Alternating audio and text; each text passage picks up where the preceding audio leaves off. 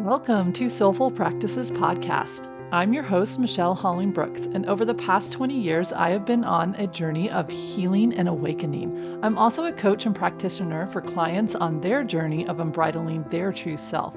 The number one question I'm asked is what meditation or practice will help me reach my goals? While there is no one meditation or secret mantra that will unlock our own awakening, there is a doorway that will lead us there. And that's the doorway of learning and cultivating the skills of self-reflection and contemplation. Each episode of this podcast offers you pocket teachings and practices that you can implement right away to help you courageously connect with living your authentic soul-led life. Let's dive into this week's episode. Hey everybody, Michelle Holling Brooks here, and we are back for another episode of Soulful Practices Podcast. I am really excited. We are in episode 31, which means we're halfway through with season 3. And in this season, we have been focusing on really cultivating more discernment, more clarity in hearing our heart's voice. And I introduced the idea of mantras in episode 30, which I absolutely love. And what do mantras do? They are a repetitive kind of remembrance that we're bringing to our system, inviting us to remember that there's a different way of being. There's a different thought, there's a different way of responding, and in between that stimulus and response, there is a space. And mantras are designed to get into that space and ask us, how are we responding? Do we like the way our thoughts are creating form within us, within our actions, within how we talk to each other, with how we talk to ourselves, and ultimately what we're manifesting? Because right now, the choices that I make in this moment are what influence and create my life in the next moment, how it feels, how I bring myself to that moment, how I engage in that moment. It sets me up for the momentum that I'm going to feel in the next moment, right? So right here, right now, in the present moment is the freedom. It is the liberty. It is the place that we can implement change and we can cultivate more alliance and more allegiance, more alignment with that which is truly us, and allow ourselves to soften, release, and unwind our allegiance and alliance being more into what are our survival patterns, the personas of who we thought we were, beautiful even aspects of us of what we loved about our life. We never would want them to change, but yet are changing. And so how do we get into that present moment, open up to that space and allow ourselves to hear? Right. And so I gave a beautiful mantra. I was the pocket teacher for the last episode of may my body be free. May my mind be calm. May I open to my heart and may I welcome my soul. Right? When I can free my body from those habitual bracing and my mind racing, and I can open to the wisdom of my heart and my soul, I find ways in which I can be present. And I also find the choices of how I want to show up, right? And so that brings us right to the pocket teacher for this week. And this week's pocket teacher is Suze Orman, which might sound a little odd. If people know who Suze Orman is, she is a financial advisor, she's a speaker, she's an author, she's been on multi different media platforms, including her own as a podcast host, and she helps people with financial literacy and financial liberty, right? And one of the things that I absolutely love from her is when I was working with that mantra that I introduced you last week, I really started to realize that it was that time. I was saying, how do I want to be with the time that I am engaging with? And in particular, when that mantra came forward with me, time was a very limited commodity because I was working with a life-threatening illness, and obviously I worked through that. Hello, but it was really touch and go there for a while, and there was even moments where I was like, okay, I need to come to terms with my mortality, and I need to come to terms with that each and every moment, my time is my greatest commodity. And money is just a commodity. But what Suze said in one of her things that I was kind of listening to for end of life planning and all this other stuff like that to try to ensure that I had all my ducks in the row so that I really now realize that having a great life end planned, it helps me live. So I really encourage people to do that. But one of the things that she said in the moment of me listening for the advice on this other side is she had a quote that said, time and love are our most valuable possessions we can share, right? So here I was in the middle of like trying to figure out how to share my worldly possessions, and I was going to this world-renowned financial advisor to listen to some of her stuff, and I heard her say this: time and love are our most valuable possession you can share. And I kind of paused it and I backed it up. And before that moment, she said, true generosity is an offering given freely out of pure love, no strings attached, no exceptions. And then she got to the part that I remembered. Time and love are the most valuable possessions you can share. So let me give you that whole quote together, because this is what we're going to build a mantra off of to work with this week. True generosity is an offering given freely and out of pure love, no strings attached, no expectations. Time and love are our most valuable possessions that we can share. From Susie Orman. And so let's bring that in. When we wake up in the morning, no matter what is happening in our life, the crazy chaos that we are witnessing that is happening within the world, in all different areas, especially within the country that I'm in, that is happening, whether that's a personal tornado that's inside of me through an illness or through a change of life, of relationships, of career, of family, something that is afoot that maybe has me feeling a little bit like I'm in that mind that is spinning, the body that is bracing, the heart that feels it needs to wall itself off, the soul that is trying to talk to us but it can't make it through all of that static. Time and love is our most valuable possession. And how do we want to share it? And Susie's invitation and reminder and wisdom that true generosity is an offering given freely out of pure love, no strings attached, no expectations. That is the most valuable possession that we can share. And in the midst of this craziness, if we can orient that our life every day is the gift. Our life is not what do we need to do today, not what we should do today, not what we have to do today. It's more of like when I wake up. I love Wayne Dyer's. Thank you, thank you, thank you.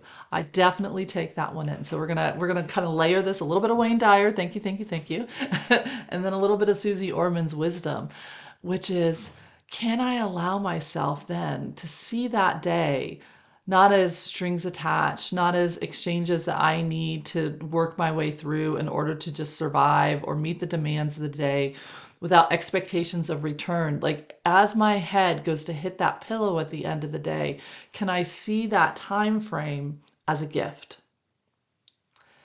And if I truly want to offer that gift with true generosity, what is it that I want to offer myself during that day? What do I want to experience?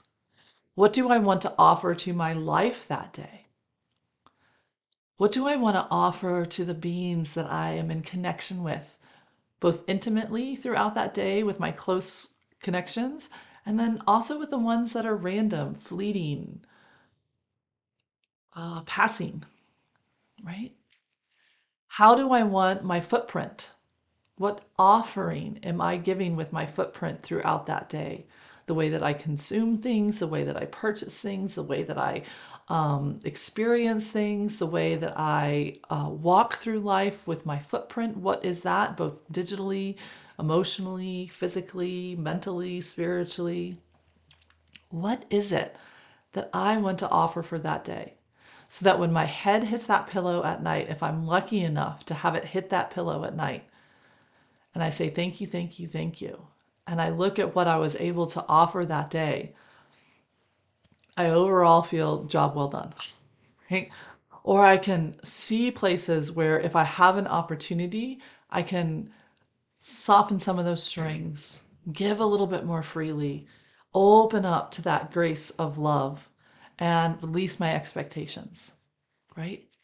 And so when I was working with this beautiful thing. A morning practice came to me. I realized that I was working through my day with this is what I have to do, this is what I should do, this is what I need to do. And I was like, I'm running out of time. If what doctors are telling me is true, the amount of time and things I need to do, they weren't computing. And I was stuck just feeling like, oh my gosh, I'm going to just tick out my ticker here and I'm not going to then have what really matters. Like, how do I put my heart into this? How do I put connection with my kiddos into this? How do I put the beautiful connections in? Like, how do I meet the very earth school things that I need to do? And how do I meet the things that my heart I feel I want to do with my own person? And how do I bridge that gap, right? How does that work? And my mind could not figure it out. Susie Orman's little quote here had something to say when she helped me recognize that it's not how much I do in a day. It's not how much I get done, how much of that to-do list I check off. It's more about what is the energy in which I am engaging that resource, time. What is the energy that I am engaging in allowing that time to do for me? Do I allow it to offer to me a gift throughout that day? And it just kind of blew my mind. And I was like, wow, it is a heart shift, not just a mind shift that I'm seeking. This is a shift from how I orient my whole self. And if I can open to this word offering, generosity is an offering given freely and out of pure love, no strings or expectations attached, because my time and love are my most valuable resources that I share. That what would happen if when I wake up in the morning, instead of my list of shoulds, I open to what do I want to offer? And so that became my practice. That is the practice for this week's episode. So first, I would love to invite you into exploring how does the word offer feel? This is what I get to offer. No strings attached, no expectation, just pure given freely. In my life today, what do I want to offer? What just comes forward? And we can go ahead and go through what do people expect me to offer today? We need to go through the peanut gallery of ourselves. Like, okay, survival, tribal level, what do you got? What do we feel we are expected to offer throughout the day? What do I personally want to offer to myself throughout this day? Right? And then let's open this up a little bit wider. What would I want to offer my life today? No strings, no expectations. This is just what I want to offer today. I could be working towards big projects. I could be working towards big, huge goals. I can financial, work wise, personal wise, relationship wise, health wise. All of those can be there, but I wanna stay close in. This day, what is it that I'm being asked to offer to this day? Put those two words together. Asked to offer this day. Open up to that wisdom of your heart and your soul. Feel into that. If you could align yourself with what you're being asked to offer to yourself and to your life today, what would that change in your to-do list right off the bat? How would it feel moving into that day? Today, I get to offer my life this. Today, I'm offering myself this. They can be tangible things that I can check off of a do list. They might be energetic. I want to offer myself an inner state of calmness. I want to offer to myself a state of compassion. I want to offer to myself a state of joy. I want to offer to my life a sense of joy, of laughter, even though I'm in a real storm of period of my life. I'm in some rough waters on my river of life. I know that this is something I want to offer and cultivate throughout the day. It might not hold, it might not be there tomorrow, it might not give me dividends, but today I want to bring this to it, some way, shape, form, or fashion.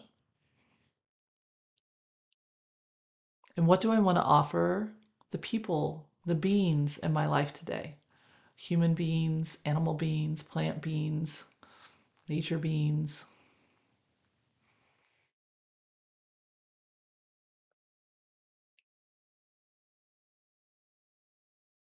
What do I want to offer the space that I am in today?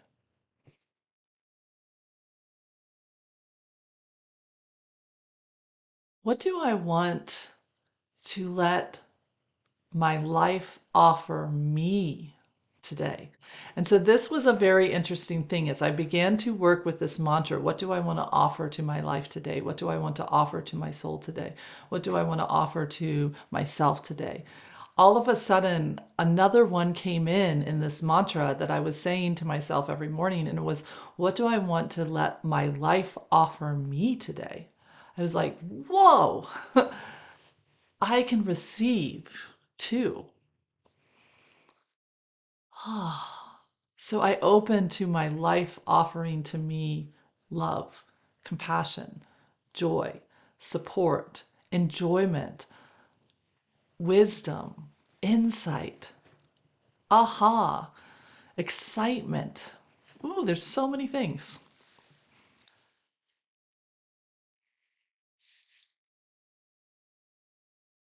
And what do I want to create as an offering throughout my life today? So, if you will notice that this intention, this question, this mantra that you can say to yourself over and over and kind of pause, let it talk to you, let it give you insights, and then kind of say it again, and then allow yourself to be like, oh, where do I feel that that's possible? I want to offer myself joy today. On the second time where I kind of work my way through that, once I hear that I want to offer joy, I'm going to hear all the yeah buts. I'm going to hear, yeah, but you've got to do accounting today. You've got to do admin work today. You've got to go dive into taxes today. You've got to go deal with that person that you've been avoiding 60 million times. You can't avoid them anymore. You're dealing with them today. You're going to have to, like our system's going to bring back the list, right? It's going to be like, here's all the ways that offering isn't going to work, right?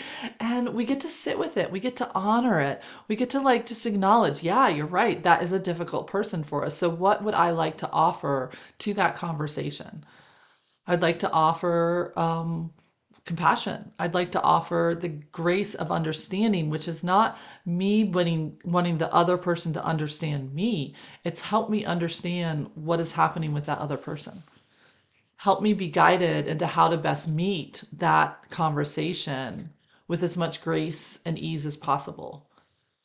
Help me hold healthy boundaries for myself so I don't like default down to like the survival duking it out, win or lose version of my system. I want to offer to myself and to the other in that moment the best way forward through that conversation. I welcome support. So, the thing about offering is what we start to recognize is that it's not a solo thing, right? Like it automatically brings us into connection with our heart, with our soul, with our beautiful wise one self and team, and with others and their heart, their soul, their wise one self and team. So when we come through this door of generosity, of no strings attached, of no expectations, and really inviting love to be our most valuable possession that we share in that time together, all of a sudden I realize I'm not alone. I'm in constant relationship. I'm in constant exchange. I'm relating and connecting with all these things around me, whether it's my food, my house, the people that are in it, the earth, the land, the resources. I'm connected to it all. And now it's like really intentional. What is the energy that I want to offer that? What is the grace, the soul medicine that I want to bring to that? And it will just keep spiraling out, but in a good way, right? It'll invite you in. And then when you're in that moment, you can pause. And this is the key to mantra work. It's like, remember to bring it with you throughout the rest of your life. So you might start in the morning with this practice. What do I want to offer to myself? You might even journal about it. You might like circle 3 words. Here are the 3 words that I'm going to keep as my intention throughout the day.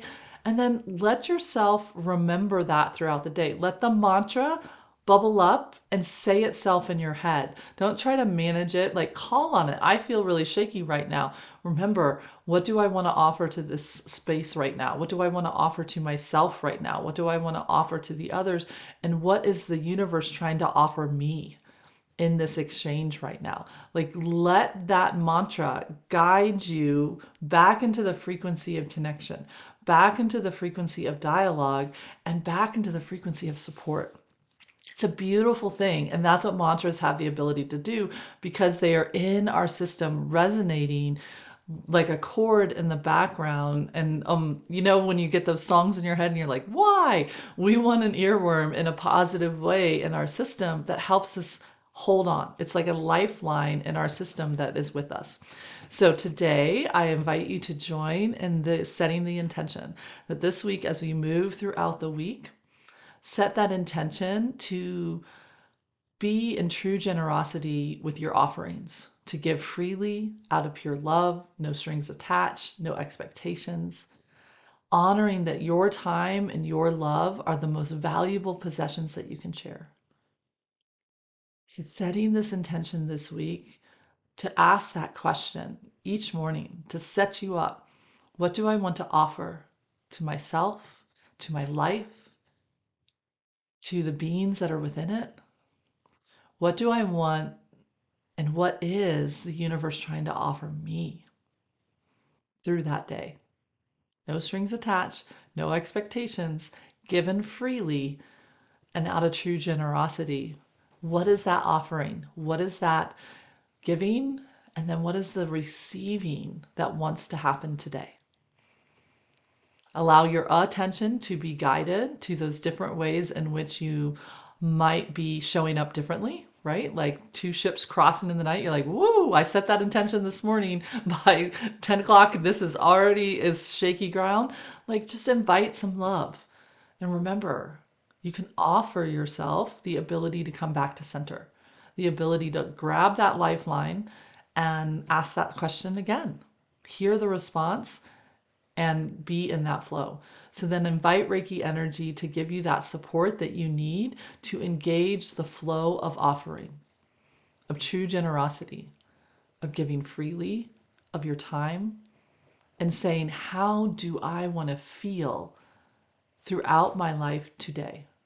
Because our life is made up of days and those experiences of those days.